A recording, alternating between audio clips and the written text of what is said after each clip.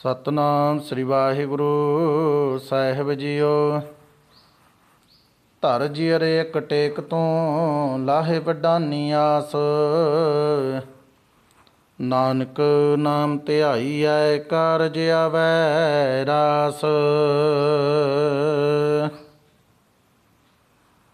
ਦਸਾਂ ਪਾਤਸ਼ਾਹੀਆਂ ਦੇ ਪਾਵਨ ਸਰੂਪ ਜੁਗੋ ਜੁਗ ਅਟਲ, ਤਖਤ ਚਬਰ ਛਤਰ ਦੇ ਮਾਲਕ ਧੰਨ ਧੰਨ ਸਾਹਿਬ ਸ੍ਰੀ ਗੁਰੂ ਗ੍ਰੰਥ ਸਾਹਿਬ ਜੀ ਮਹਾਰਾਜ ਜੀ ਦੀ ਪਾਵਨ ਤੇ ਪਵਿੱਤਰ ਹਜ਼ੂਰੀ ਦੇ ਵਿੱਚ ਬਿਰਾਜਮਾਨ ਗੁਰੂ ਰੂਪ ਗੁਰੂ ਪਿਆਰੀ ਸਾਧ ਸੰਗਤ ਜੀ, ਵਾਹਿਗੁਰੂ ਜੀ ਕਾ ਖਾਲਸਾ ਵਾਹਿਗੁਰੂ ਜੀ ਕੀ ਫਤਿਹ। ਸੋ ਸਤਿਗੁਰਾਂ ਦੀ ਬਖਸ਼ਿਸ਼ ਕੀਤੀ ਹੋਈ ਤੁਛ ਬੁੱਧੀ ਦੇ ਅਨੁਸਾਰ ਪਾਵਨ ਗੁਰਬਾਣੀ ਦੇ ਅੰਦਰੋਂ ਸਮਝਣ ਦਾ ਯਤਨ ਕਰਦੇ ਹਾਂ ਕਿ ਇਹ ਜੀਵ ਆਪਣੇ ਕੀਤੇ ਹੋਏ ਕਰਮਾਂ ਦੇ ਅਨੁਸਾਰ ਇਸ ਜੀਵਨ ਦੇ ਵਿੱਚ ਆਉਂਦਾ ਹੈ, ਜਾਂ ਆਪਣੇ ਇਸ ਜੀਵਨ ਦੇ ਵਿੱਚ ਕੀਤੇ ਹੋਏ ਕਰਮਾਂ ਦੇ ਅਨੁਸਾਰ ਮੌਤ ਤੋਂ ਬਾਅਦ ਅੱਗੇ ਕਿਸੇ ਜੂਨੀ ਨੂੰ ਭੋਗਦਾ ਹੈ। ਸੋ ਸਤਿਗੁਰੂ ਪਾਤਸ਼ਾਹ ਜੀ ਉਹਨਾਂ ਲੋਕਾਂ ਨੂੰ ਪ੍ਰਸ਼ਨ ਕਰਦੇ ਹਨ ਜਿਹੜੇ ਲੋਕ ਕਹਿੰਦੇ ਹਨ ਕਿ ਇਹ ਜੀਵ ਆਪਣੇ ਕੀਤੇ ਹੋਏ ਕਰਮਾਂ ਦੇ ਅਨੁਸਾਰ ਮਨੁੱਖਾ ਜਨਮ ਦੇ ਵਿੱਚ ਆਇਆ ਹੈ ਅਤੇ ਆਪਣੇ ਕੀਤੇ ਹੋਏ ਕਰਮਾਂ ਦੇ ਅਨੁਸਾਰ ਅੱਗੇ ਜੂਨਾਂ ਦੇ ਵਿੱਚ ਚਲਾ ਜਾਵੇਗਾ। ਸੋ ਸਤਿਗੁਰੂ ਪਾਤਸ਼ਾਹ ਜੀ ਦਾ ਪਾਵਨ ਸ਼ਬਦ ਹੈ 748 ਅੰਗ ਦੇ ਉੱਪਰ ਸੁਭਾਏਮਾਨ। ਇਹ ਪਾਵਨ ਸ਼ਬਦ ਪੰਜਵੇਂ ਪਾਤਸ਼ਾਹ ਧੰਨ ਧੰਨ ਸਾਹਿਬ ਸ੍ਰੀ ਗੁਰੂ ਅਰਜਨ ਦੇਵ ਸਾਹਿਬ ਜੀ ਮਹਾਰਾਜ ਜੀ ਦਾ ਉਚਾਰਨ ਕੀਤਾ ਹੋਇਆ ਹੈ। ਸੂਹੀ ਰਾਗ ਦੇ ਅੰਦਰ ਪੰਚਮ ਪਾਤਸ਼ਾਹ ਜੀ ਮਹਾਰਾਜ ਇਹ ਸਵਾਲ ਕਰਦੇ ਹਨ। ਸੂਹੀ ਮਹੱਲਾ ਪੰਜਵਾਂ। ਜਬ ਕਛ ਨਾ ਸਿਓ ਤਬ ਕਿਆ ਕਰਤਾ, ਕਬਨ ਕਰਮ ਕਰ ਆਇਆ। ਸਤਿਗੁਰੂ ਪਾਤਸ਼ਾਹ ਜੀ ਪ੍ਰਸ਼ਨ ਕਰਕੇ ਪੁੱਛਦੇ ਹਨ ਕਿ ਭਾਈ ਜਦੋਂ ਅਜੇ ਸੰਸਾਰ ਹੀ ਨਹੀਂ ਸੀ, ਜਦੋਂ ਇਹ ਜੀਵ ਵੀ ਨਹੀਂ ਸੀ, ਉਦੋਂ ਫਿਰ ਇਹ ਜੀਵ ਕੀ ਕਰਦਾ ਸੀ ਅਤੇ ਕਿਹੜੇ ਕਰਮ ਕਰਕੇ ਇਹ ਜੀਵ ਇਸ ਜਨਮ ਦੇ ਵਿੱਚ ਹੋਂਦ ਦੇ ਵਿੱਚ ਆਇਆ ਹੈ। ਜਦੋਂ ਕਿ ਅਜੇ ਸ੍ਰਿਸ਼ਟੀ ਵੀ ਨਹੀਂ ਸੀ, ਧਰਤੀ ਵੀ ਨਹੀਂ ਸੀ, ਆਕਾਸ਼ ਵੀ ਨਹੀਂ ਸੀ, ਸੂਰਜ ਚੰਦ ਤਾਰੇ ਅੱਗ ਹਵਾ ਪਾਣੀ ਕੁਝ ਵੀ ਨਹੀਂ ਸੀ, ਜੀਵਨ ਅਸੰਭਵ ਸੀ। ਗੁਰੂ ਸਾਹਿਬ ਜੀ ਬੜਾ ਸੋਹਣਾ ਸਵਾਲ ਕਰਦੇ ਹਨ ਕਿ ਭਾਈ ਜਦੋਂ ਕੁਝ ਵੀ ਨਹੀਂ ਸੀ, ਜਿਵੇਂ ਕਿ ਆਪਾਂ ਮਾਰੂ ਰਾਗ ਦੇ ਅੰਦਰ ਧੰਨ ਗੁਰੂ ਨਾਨਕ ਦੇਵ ਜੀ ਸਾਹਿਬ ਜੀ ਮਹਾਰਾਜ ਜੀ ਦਾ ਪਾਵਨ ਸ਼ਬਦ ਪੜ੍ਹਦੇ ਹਾਂ। ਮਾਰੂ ਮਹੱਲਾ ਪਹਿਲਾ। ਇਹ ਪਾਵਨ ਸ਼ਬਦ ਮਾਰੂ ਰਾਗ ਦੇ ਅੰਦਰ ਧੰਨ ਸ੍ਰੀ ਗੁਰੂ ਗ੍ਰੰਥ ਸਾਹਿਬ ਮਹਾਰਾਜ ਜੀ ਦੇ ਮੁਬਾਰਕ ਅੰਗ 1035 ਦੇ ਉੱਪਰ ਸੁਭਾਏਮਾਨ ਹੈ। ਅਰਬਦ ਨਰਬਦ ਧੁੰਦੂ ਕਾਰਾ, ਧਰਨ ਨਾ ਗਗਨਾ ਹੁਕਮ ਅਪਾਰਾ। ਨਾ ਦਿਨ ਰੈਣ ਨਾ ਚੰਦ ਨਾ ਸੂਰਜ, ਸੁਨ ਸਮਾਧ ਲਗਾਏਂਦਾ। ਧੰਨ ਗੁਰੂ ਨਾਨਕ ਦੇ ਪਾਤਸ਼ਾਹ ਜੀ ਮਹਾਰਾਜ ਕਹਿੰਦੇ ਭਾਈ ਅਰਬਾਂ ਖਰਬਾਂ ਸਾਲ ਪਹਿਲਾਂ ਜਦੋਂ ਕੇਵਲ ਅਤੇ ਕੇਵਲ ਧੁੰਦੂ ਕਾਰਾ ਸੀ, ਨਾ ਧਰਤੀ ਨਾ ਗਗਨ ਭਾਵ ਨਾ ਆਕਾਸ਼, ਨਾ ਦਿਨ ਨਾ ਰਾਤ, ਨਾ ਚੰਦ ਨਾ ਸੂਰਜ, ਕੁਝ ਵੀ ਨਹੀਂ ਸੀ ਅਤੇ ਸ੍ਰਿਸ਼ਟੀ ਨਹੀਂ ਸੀ, ਜੀਵਨ ਅਸੰਭਵ ਸੀ। ਫਿਰ ਗੁਰੂ ਸਾਹਿਬ ਜੀ ਹੁਣ ਸੂਹੀ ਰਾਗ ਦੇ ਅੰਦਰ ਇਹੀ ਪ੍ਰਸ਼ਨ ਕਰਦੇ ਨੇ ਭਾਈ ਜਬ ਕਛ ਨਾ ਸਿਓ ਤਬ ਕਿਆ ਕਰਤਾ, ਕਵਣ ਕਰਮ ਕਰ ਆਇਆ। ਜਦੋਂ ਅਜੇ ਸੰਸਾਰ ਦੀ ਰਚਨਾ ਹੀ ਨਹੀਂ ਹੋਈ ਸੀ, ਜਦੋਂ ਅਜੇ ਸ੍ਰਿਸ਼ਟੀ ਹੋਂਦ ਦੇ ਵਿੱਚ ਹੀ ਨਹੀਂ ਆਈ ਸੀ, ਫਿਰ ਇਹ ਜੀਵ ਕਿੱਥੇ ਸੀ, ਜਾਂ ਇਹ ਜੀਵ ਆਤਮਾ ਇਹਦਾ ਵਸੇਬਾ ਕਿੱਥੇ ਸੀ, ਤੇ ਇਹ ਕਿਹੜੇ ਵੇਲੇ ਕਿਹੜੇ ਕਰਮ ਕਰਦੀ ਸੀ, ਜਿਹੜੇ ਕੰਮਾਂ ਦੇ ਕਰਕੇ ਇਸ ਨੂੰ ਇਹ ਜੀਵਨ ਪ੍ਰਾਪਤ ਹੋਇਆ ਹੈ। ਹੁਣ ਗੁਰੂ ਸਾਹਿਬ ਬੜੇ ਸਰਲ ਸ਼ਬਦਾਂ ਦੇ ਅੰਦਰ ਸਮਝਾਉਣਾ ਕਰਦੇ ਨੇ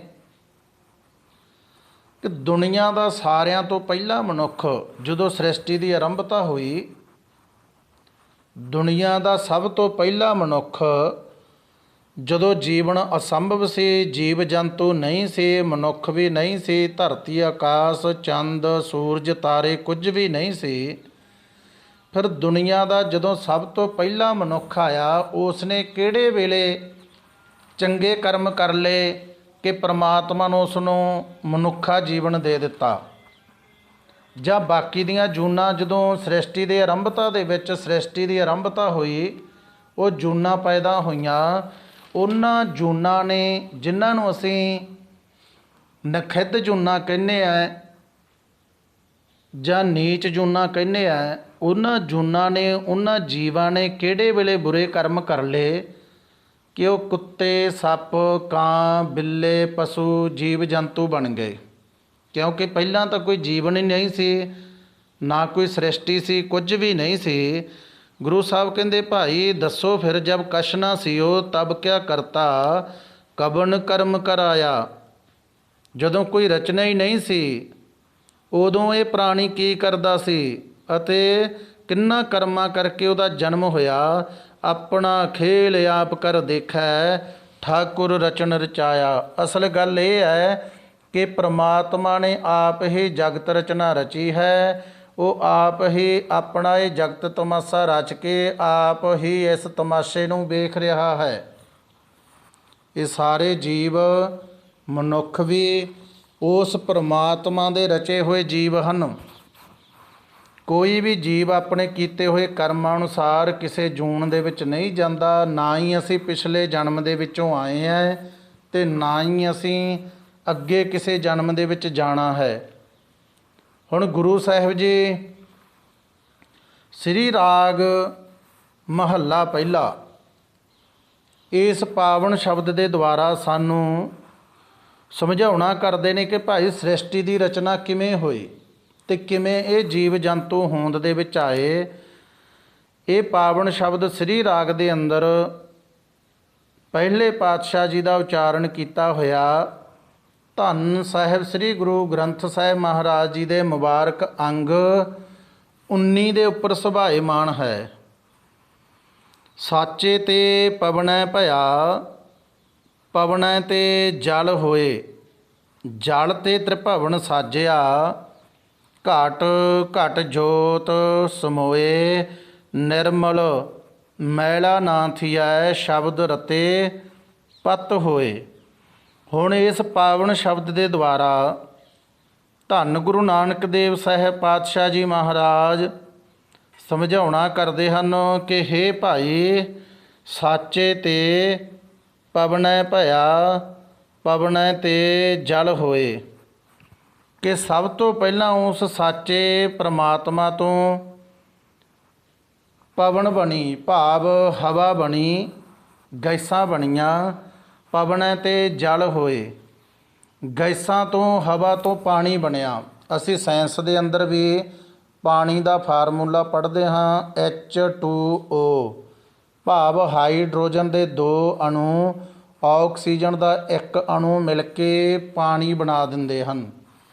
ਗੁਰੂ ਸਾਹਿਬ ਜੀ ਵੀ ਕਹਿ ਰਹੇ ਨੇ ਕਿ ਭਾਈ ਸਭ ਤੋਂ ਪਹਿਲਾਂ ਪ੍ਰਮਾਤਮਾ ਨੇ ਗੈਸਾਂ ਬਣਾਈਆਂ ਹਵਾ ਬਣਾਈ ਹਵਾ ਤੋਂ ਗੈਸਾਂ ਤੋਂ ਪਾਣੀ ਹੋਂਦ ਦੇ ਵਿੱਚ ਆਇਆ। ਜਲ ਤੇ ਤ੍ਰਿਭਵਨ ਸਾਜਿਆ ਘਟ ਘਟ ਜੋਤ ਸਮੋਏ ਅਤੇ ਜਲ ਤੋਂ ਪਰਮਾਤਮਾ ਨੇ ਸਾਰਾ ਸੰਸਾਰ ਰਚਿਆ ਹੈ ਭਾਵ ਸ੍ਰਿਸ਼ਟੀ ਦੀ ਰਚਨਾ ਸ੍ਰਿਸ਼ਟੀ 'ਤੇ ਰਹਿਣ ਵਾਲੇ ਜੀਵ ਜੰਤੂ ਜਿੰਨੀ ਵੀ ਬਨਸਪਤੀ ਹੈ ਜਿੰਨੇ ਤਰ੍ਹਾਂ ਦੀ ਖਾਣੀ ਹੈ ਅੰਡਜ ਜੇਰਜ ਉਤਪੁਜ ਸੇਤਜ ਇਹ 4 ਖਾਣੀਆਂ। ਗੁਰੂ ਸਾਹਿਬ ਕਹਿੰਦੇ ਭਾਈ ਇਹ ਸਾਰੇ ਜੀਵ ਇਸ ਜਲ ਤੋਂ ਪੈਦਾ ਹੋਏ। ਜਲ ਤੇ ਤ੍ਰਿਭਵਨ ਸਾਜਿਆ ਘਟ ਘਟ ਜੋਤ ਸਮੋਏ ਤੇ ਹਰੇਕ ਸਰੀਰ ਦੇ ਵਿੱਚ, ਹਰੇਕ ਦੇ ਵਿੱਚ ਪ੍ਰਮਾਤਮਾ ਦੀ ਜੋਤ ਸਮਾਈ ਹੋਈ ਹੈ।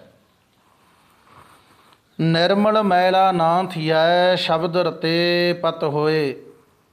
ਗੁਰੂ ਦੇ ਸ਼ਬਦ ਵਿੱਚ ਰੰਗੇ ਹੋਏ ਨੂੰ ਲੋਕ ਪ੍ਰਲੋਕ ਵਿੱਚ ਆਦਰ ਮਿਲਦਾ ਹੈ। ਉਹ ਸਦਾ ਪਵਿੱਤਰ ਰਹਿੰਦਾ, ਉਸ ਨੂੰ ਵਿਕਾਰਾਂ ਦੀ ਮੈਲ ਨਹੀਂ ਲੱਗਦੀ।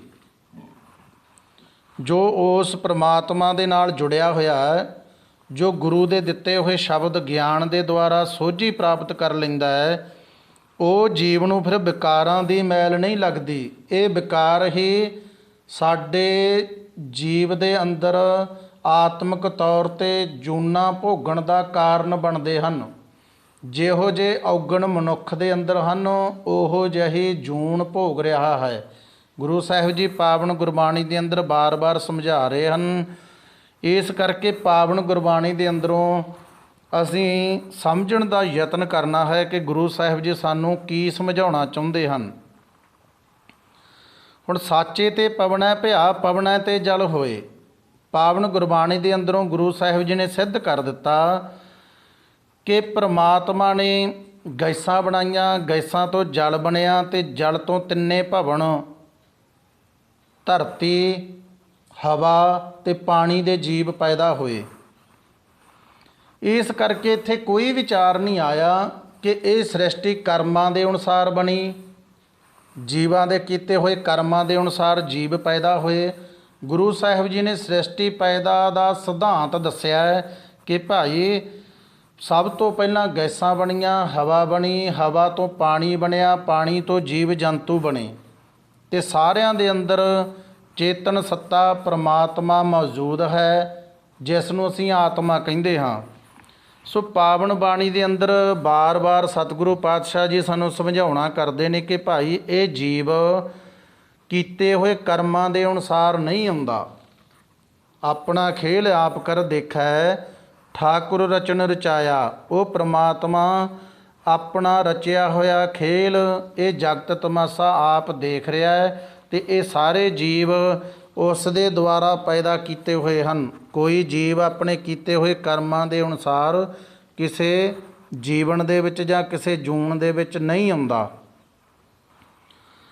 ਹੁਣ ਗੁਰੂ ਸਾਹਿਬ ਜੀ ਅੱਗੇ ਬਾਰ-ਬਾਰ ਸਮਝਾਉਣਾ ਕਰਦੇ ਨੇ ਕਿ ਭਾਈ ਜਦੋਂ ਇਹ ਜੀਵ ਫਿਰ ਇਸ ਸੰਸਾਰ ਤੋਂ ਚਲਿਆ ਜਾਂਦਾ ਹੈ, ਉਦੋਂ ਫਿਰ ਅੱਗੇ ਕਿੱਥੇ ਜਾਂਦਾ ਹੈ? ਜੇ ਇਹ ਜੀਵ ਆਪਣੇ ਕੀਤੇ ਹੋਏ ਕਰਮਾਂ ਦੇ ਅਨੁਸਾਰ ਜੀਵਨ ਦੇ ਵਿੱਚ ਨਹੀਂ ਆਇਆ, ਪਰਮਾਤਮਾ ਦੇ ਵੱਲੋਂ ਬਖਸ਼ਿਸ਼ ਹੋਇਆ ਜੀਵਨ ਇਸ ਨੂੰ ਪ੍ਰਾਪਤ ਹੋਇਆ ਹੈ, ਫਿਰ ਇਹ ਆਪਣਾ ਜੀਵਨ ਬਤੀਤ ਕਰਨ ਤੋਂ ਬਾਅਦ ਜਦੋਂ ਇਹ ਸੰਸਾਰ ਤੋਂ ਚਲਿਆ ਜਾਂਦਾ ਹੈ, ਫਿਰ ਇਹ ਜੀਵਾਤਮਾ ਕਿੱਥੇ ਚਲੀ ਜਾਂਦੀ ਹੈ? ਰਾਮਕਲੀ ਮਹੱਲਾ ਪੰਜਵਾਂ। ਇਹ ਪਾਵਨ ਸ਼ਬਦ ਰਾਮਕਲੀ ਰਾਗ ਦੇ ਅੰਦਰ ਸ਼ਹੀਦਾਂ ਦੇ ਸਰਤਾਜ ਧੰਨ ਧੰਨ ਸਾਹਿਬ ਸ੍ਰੀ ਗੁਰੂ ਅਰਜਨ ਦੇਵ ਸਾਹਿਬ ਜੀ ਮਹਾਰਾਜ ਜੀ ਦੇ ਦੁਆਰਾ ਉਚਾਰਨ ਕੀਤਾ ਹੋਇਆ। ਧੰਨ ਧੰਨ ਸਾਹਿਬ ਸ੍ਰੀ ਗੁਰੂ ਗ੍ਰੰਥ ਸਾਹਿਬ ਮਹਾਰਾਜ ਜੀ ਦੇ ਮੁਬਾਰਕ ਅੰਗ 884 ਦੇ ਉੱਪਰ ਸੁਭਾਏਮਾਨ ਹੈ। ਪਵਨੈ ਮੈਂ ਪਵਨ ਸਮਾਇਆ, ਜੋਤੀ ਮਹਿ ਜੋਤ ਰਲ ਜਾਇਆ। ਮਾਟੀ ਮਾਟੀ ਹੋਈ ਏਕ, ਰੋਵਣ ਹਾਰੇ ਕੀ ਕਵਨ ਟੇਕ। ਕੌਣ ਮੁਆਰੇ ਕੌਣ ਮੁਆ, ਬ੍ਰਹਮ ਗਿਆਨੀ ਮਿਲ ਕਰੋ ਵਿਚਾਰਾ। ਇਹ ਤੋ ਚਲਤ ਭਇਆ ਰਹਾਓ।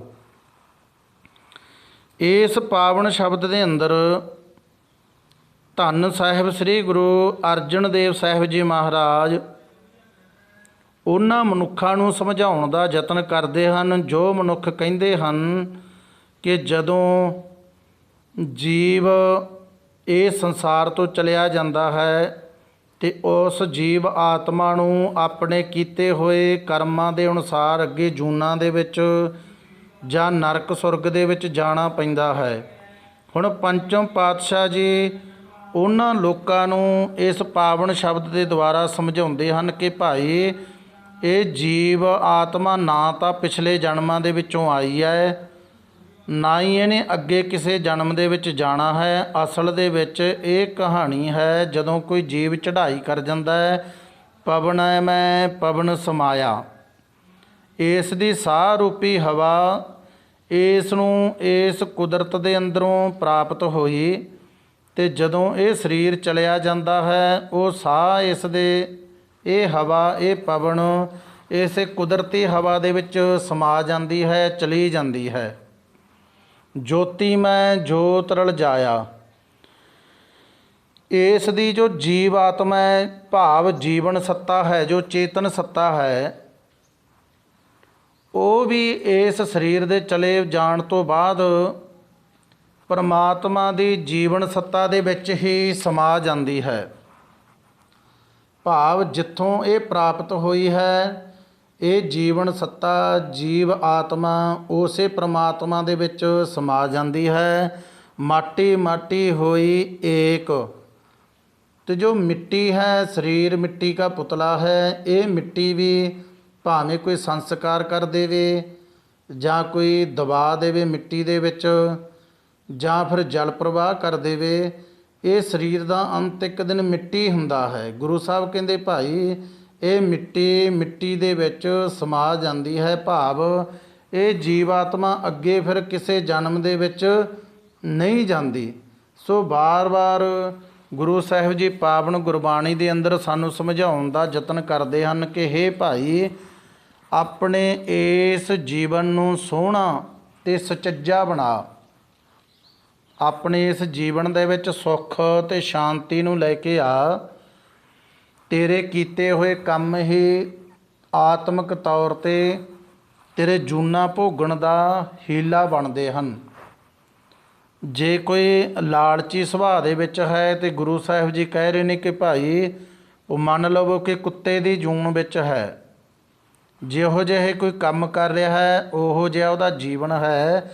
ਆਖਾਂ ਜੀਵਾਂ ਬਿਸਰੈ ਮਰ ਜਾਊਂ। ਜਦੋਂ ਅਸੀਂ ਉਸ ਪ੍ਰਮਾਤਮਾ ਵਾਹਿਗੁਰੂ ਨੂੰ ਆਖਦੇ ਹਾਂ, ਭਾਵ ਆਪਣੇ ਅੰਦਰ ਵਸਾ ਕੇ ਰੱਖਦੇ ਹਾਂ ਅਤੇ ਉਸ ਦੇ ਹੁਕਮ ਅਨੁਸਾਰ ਆਪਣਾ ਜੀਵਨ ਜਿਉਂਦੇ ਹਾਂ, ਅਸੀਂ ਕੇਵਲ ਉਦੋਂ ਹੀ ਜਿਉਂਦੇ ਹਾਂ।